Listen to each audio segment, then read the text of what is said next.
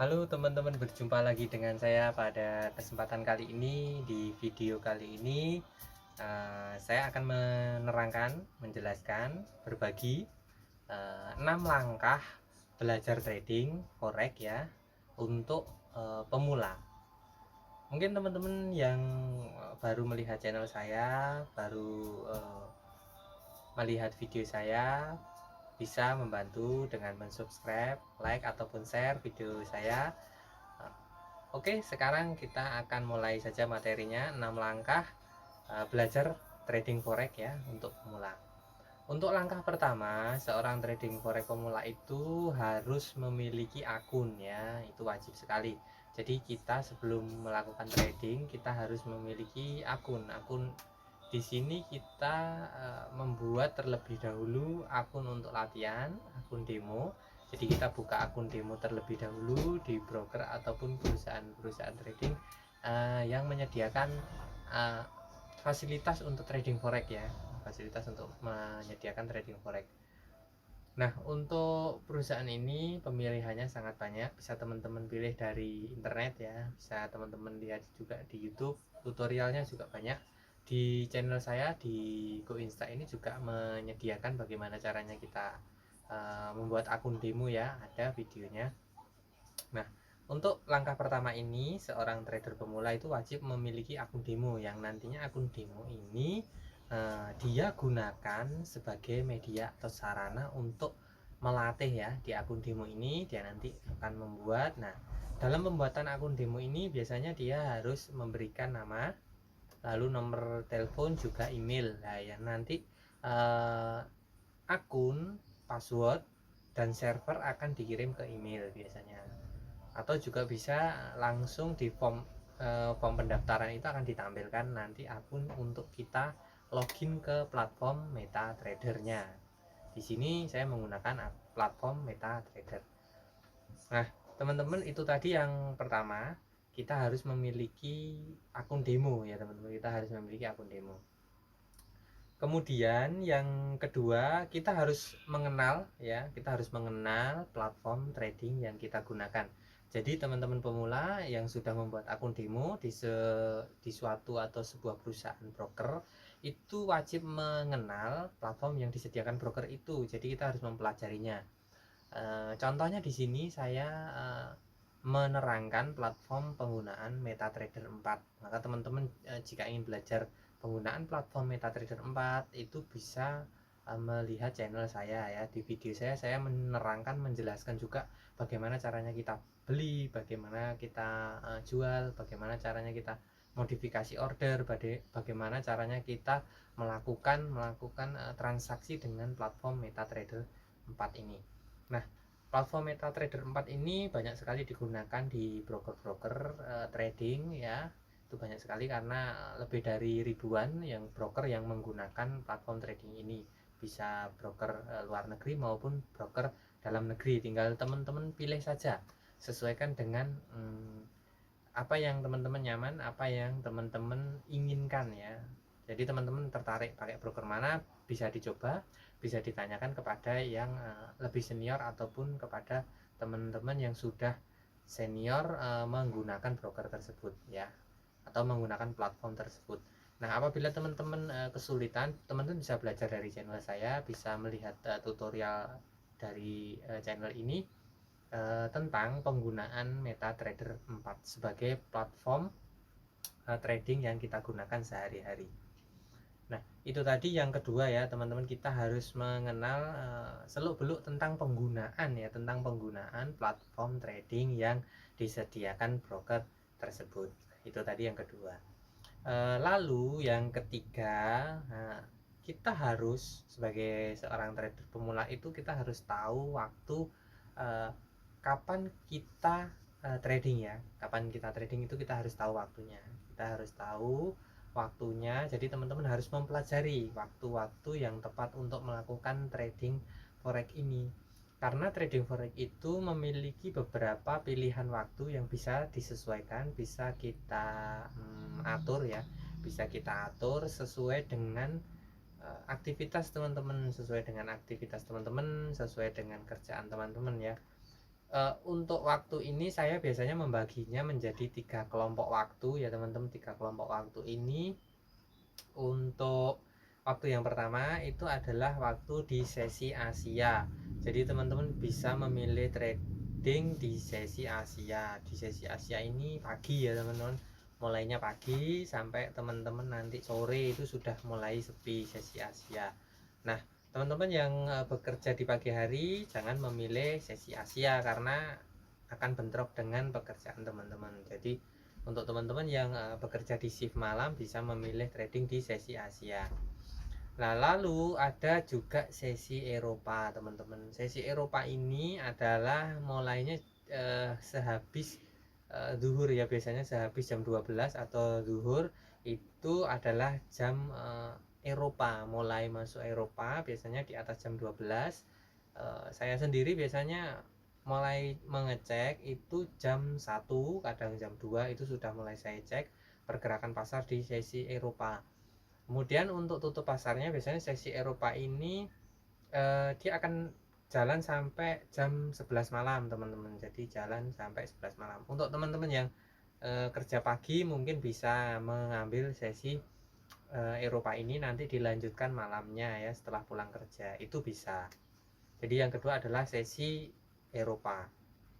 Kemudian yang ketiga teman-teman itu adalah sesi Amerika. Sebenarnya sesi Amerika dan Eropa ini ada overlapping waktunya ya, itu waktu yang saling bertabrakan ya, berbenturan atau sama-sama buka jamnya. Itu biasanya di jam-jam rame ya, jam 7, jam 8 itu kedua pasar ini masih buka secara bersamaan antara Eropa dan Amerika ya, atau sesi Amerika. Jadi sesi Amerika ini mulainya adalah malam ya, mulainya malam. Untuk jam 6 sudah kita bisa siap-siap untuk ikut sesi Amerika. Jam 7-nya itu sudah mulai rame ya, jam 7-nya mulai rame sampai sesi di atas jam 12 ya, sampai di atas jam 12 biasanya dia sudah mulai sepi untuk sesi Amerikanya. Jadi yang ketiga ini tadi teman-teman harus memahami waktu yang tepat untuk melakukan trading forex. Jadi kita harus memahami waktunya. Itu yang ketiga. Lalu yang keempat, teman-teman harus kenal ya, harus kenal dan memahami mekanisme pasar ya, mekanisme pasar juga harus memahami cara menganalisa. Jadi cara menganalisa harus paham, mekanisme pasar harus paham. Nah, cara analisa ini akan dibagi menjadi beberapa bagian ya. Bisa menganalisa dengan indikator, bisa menganalisa grafik, bisa menganalisa fundamental dan lain sebagainya. Untuk pembagiannya sendiri yang sering dibahas trader senior itu adalah dua ya, analisa secara teknik ya, secara technical analisis, dan analisa secara fundamental analisis. Jadi ada dua ya teman-teman. Untuk technical analisis sendiri itu adalah analisa yang analisa yang beracuan pada pembacaan harga di grafik, yaitu analisa teknikal.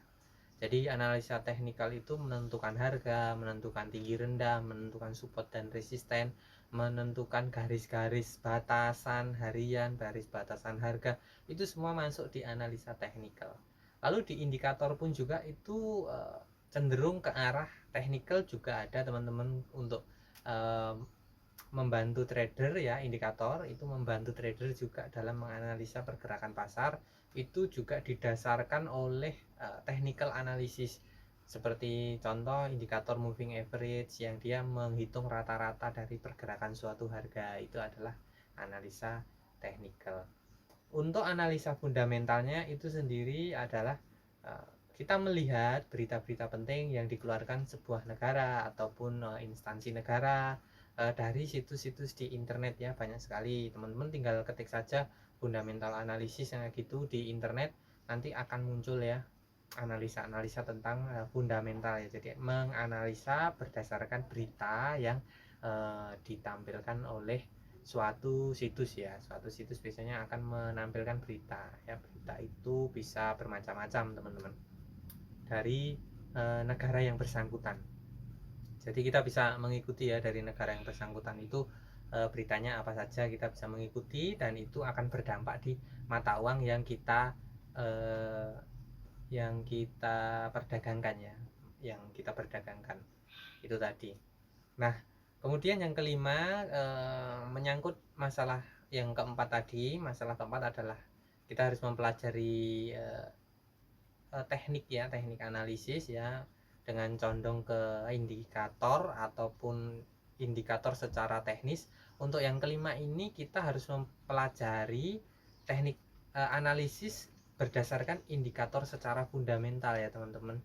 Karena tadi di bahasan keempat sudah sedikit saya singgung di bagian fundamental. Nah, di kelima ini adalah fundamental yang kita harus tekankan. Jadi kita harus belajar mengenali, kita membaca kecenderungan berita itu mengarah kemana, lalu berita itu menunjukkan sisi positif atau negatif. Berita suatu negara itu menjadikan mata uang itu menjadi lebih kuat ataupun menjadi lebih lemah, itu akan bisa memprediksi pergerakan harga. Kemudian teman-teman, untuk bahasan selanjutnya tadi yang kelima itu adalah analisis fundamental ya. Kalau yang keempat tadi analisis teknikal secara uh, garis besarnya ya itu. Untuk yang keenam ini teman-teman harus mempelajari masalah resiko. Jadi teman-teman harus mempelajari masalah resiko. Teman-teman harus bisa juga mengendalikan resiko, karena setiap trading itu ada yang namanya resiko, dan resiko di sini adalah resiko kerugian, resiko kehilangan modal, ataupun resiko kesalahan dalam kita menganalisis ya. Jadi saat trader itu salah analisanya, maka dia harus sudah menempatkan dirinya pada tingkatan resiko yang baik. Jadi saat analisisnya salah, dia sudah, oh ini analisis saya salah, berarti resiko jika analisa saya salah adalah seperti ini. Itu harus awal saat kita sebagai trader, sebelum kita melakukan transaksi itu harus sudah tahu. Contoh, akun kita dengan modal $100, kita meresikokan $10. Jadi setiap ada salah kita akan resiko atau akan kehilangan $10 dengan pencapaian keuntungan yang bisa katakan $20, $10, $15. Itu harus kita hitung terlebih dahulu ya teman-teman. Jadi resiko ini sangat penting. Nah, idealnya seorang trader itu menggunakan resiko dalam bertransaksi atau bertrading itu dikategorikan dalam persentase ya teman-teman, dalam persentase, yaitu antara 2% sampai dengan 5% dari modal kita teman-teman. Itu tingkatan untuk psikologis kita tenang ya. Jadi kita katakan seorang trader ambil aja sekali trading atau sekali transaksi kita menggunakan 2% ya, 2% dari modal. Maka jika loss kita hanya kehilangan 2% modal. Jika kita profit dengan rasio 1:2, katakan lossnya 2%, profitnya kita 4%, berarti kita akan profit sekitar $4 itu. Jadi kita bisa mempelajari masalah resiko ini untuk kita melakukan trading kita sehari-hari itu tadi teman-teman. Jadi ada 6 bahasan yang kita bahas dalam video ini.